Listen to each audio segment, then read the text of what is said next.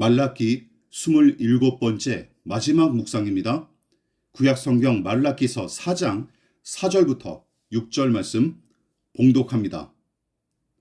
너희는 내가 호렙에서 온 이스라엘을 위하여 내 종 모세에게 명령한 법, 곧 율례와 법도를 기억하라.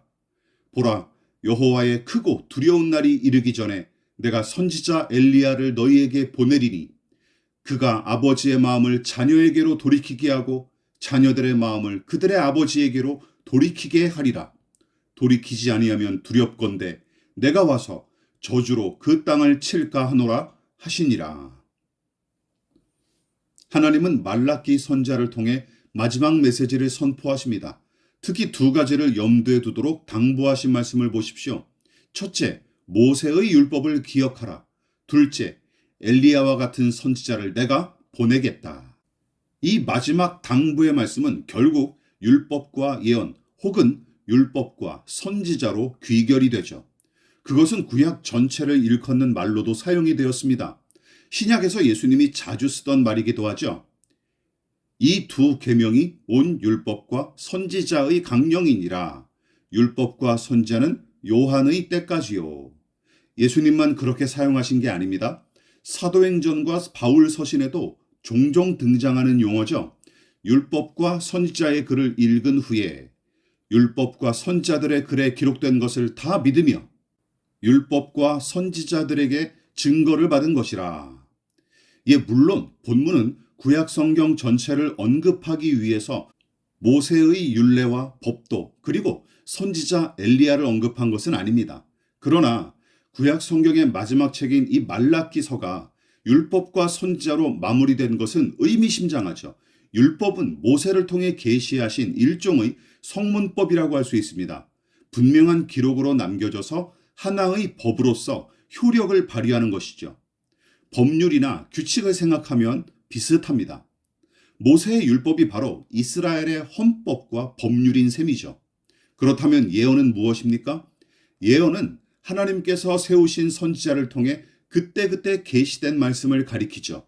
이것은 모세의 율법처럼 고정된 것이 아니라 계시를 받은 선지자의 인격과 그가 살아가는 시대와 밀접한 관련을 맺습니다. 그러므로 성문법처럼 고정된 모세의 율법과 다르게 동시대 백성과 당시의 상황을 직접 가리킨다는 점에서 매우 유동적인 성격을 띈다고 볼 수 있습니다. 물론 모세의 율법을 기계적으로 적용한다고 생각하면 안 되죠. 모세의 율법 역시 율법의 정신과 그 본래의 취지를 10분 이해하고 순종해야 마땅합니다. 또한 모세의 율법과 선지자의 예언을 서로 아예 다른 것처럼 취급해서도 안 되죠. 선지자의 예언은 율법의 정신을 바탕으로 이루어지고 그 정신을 구현하기 위해 그때그때 계시된 말씀입니다.